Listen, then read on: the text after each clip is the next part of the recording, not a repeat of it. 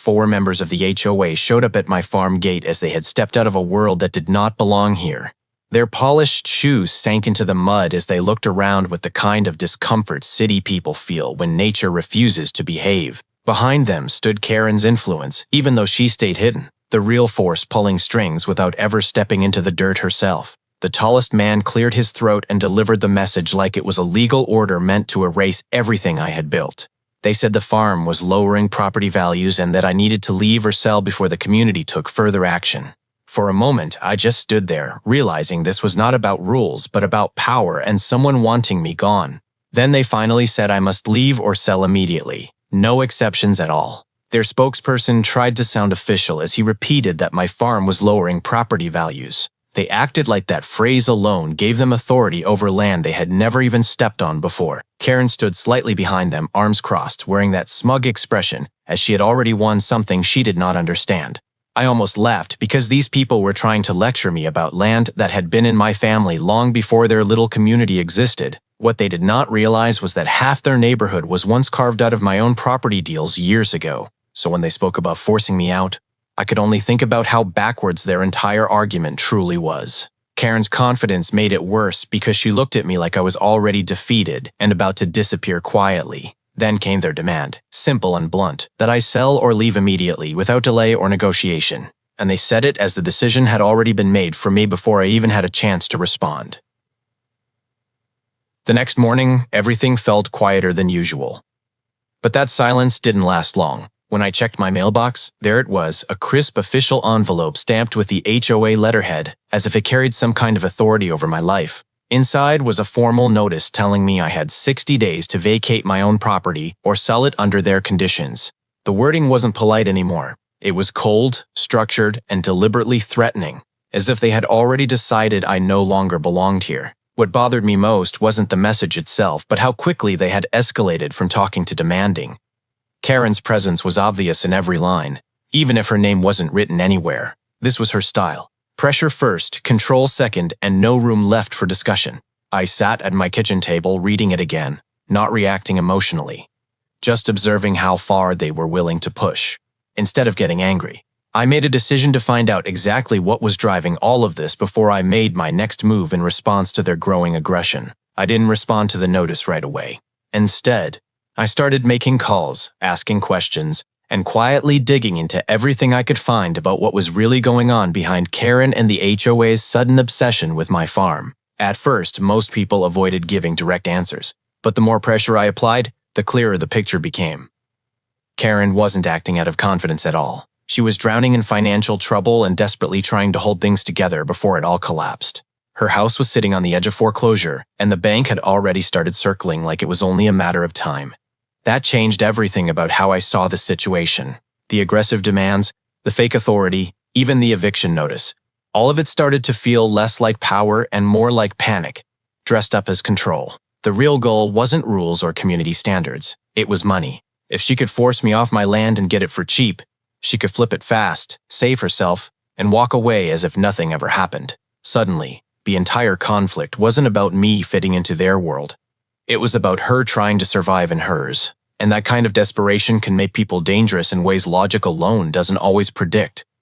I didn't rush into confrontation after that. Instead, I started building something of my own in complete silence. If Karen wanted to play games of pressure and control, I decided it was time she played against someone who understood how real leverage actually works. I formed an LLC through a legal channel I had used before for situations that required discretion, keeping everything clean, invisible, and untraceable to anyone watching casually. Then I made a move that would completely shift the balance without anyone noticing at first. Through that structure, I acquired her property quietly, the house she believed was her safety net.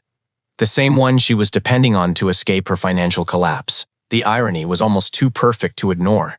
While she was busy trying to push me out of my land, I was already standing on the foundation of her own life without her having the slightest idea. Nothing changed on the surface, but everything had already changed underneath. I didn't announce it, didn't celebrate it, just observed as the situation slowly tilted in a direction she could never see coming, waiting for the exact moment when truth would hit harder than anything she had planned. Karen showed up at my farm like a storm that had been building all night.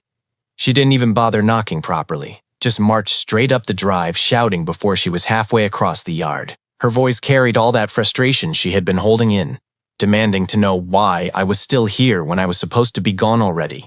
She kept talking about bylaws, legal authority, and enforcement, as if those words alone could bend reality to her will. What made it almost unreal was how confident she still sounded, completely unaware that every sentence she was throwing at me was landing in the wrong direction. I just leaned against the fence and watched her, staying quiet while she built her own case out loud.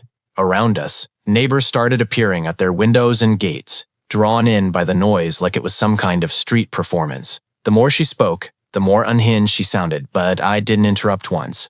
She had no idea she was arguing with the person who now held the actual power over her situation, and the longer she went on, the more she unknowingly exposed just how far she had already fallen without realizing it. The sound of an engine breaking through the silence made everyone turn at once. A black SUV rolled slowly into the driveway, stopping just behind Karen as she was still mid-rant. Out stepped a calm, professional-looking legal agent holding a folder that immediately changed the atmosphere. He didn't waste time with greetings or explanations. He simply walked forward, looked at both of us, and asked Karen to step aside for a moment. That alone was enough to shift her tone, but what came next completely shattered her confidence. He opened the folder and confirmed in clear, official language that the property she was standing on was now legally owned by me. For a second, there was no sound at all, like the entire yard had stopped breathing. Karen froze mid-motion, her expression stuck between confusion and denial, as if her mind refused to accept what she had just heard. She looked at him, then at me, then back again, searching for some version of reality that still made sense. But there wasn't one anymore. The neighbors who had gathered around were silent, watching the moment unfold like a scene they would never forget. Her authority disappeared instantly, replaced by disbelief and panic that she couldn't control. I straightened up, looked at her calmly, and told her she needed to leave immediately, because the situation had already ended without her realizing it. By the time the sun started lowering, Karen was already gone. There was no more shouting, no more demands, just the echo of everything she had tried to control finally collapsing back on her. She left the way people do when they realize there is nothing left to argue with, only consequences to accept. The silence that followed felt heavier than the chaos she used to bring with her. Over the next day, the property began to change in a way that reflected something far deeper than simple ownership. The house she once treated like a symbol of status slowly turned into something completely different. Hay was stacked inside rooms that used to be spoken about with pride at HOA meetings. Farm tools lined the driveway where guests once parked polished cars.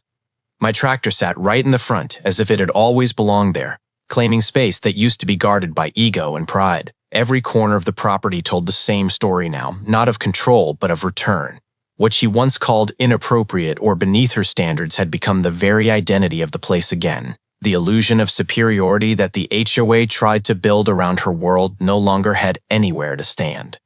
It was replaced by something simpler, older, and stronger.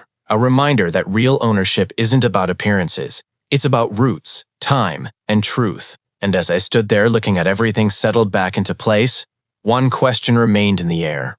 Was this justice, or something even more complete than that?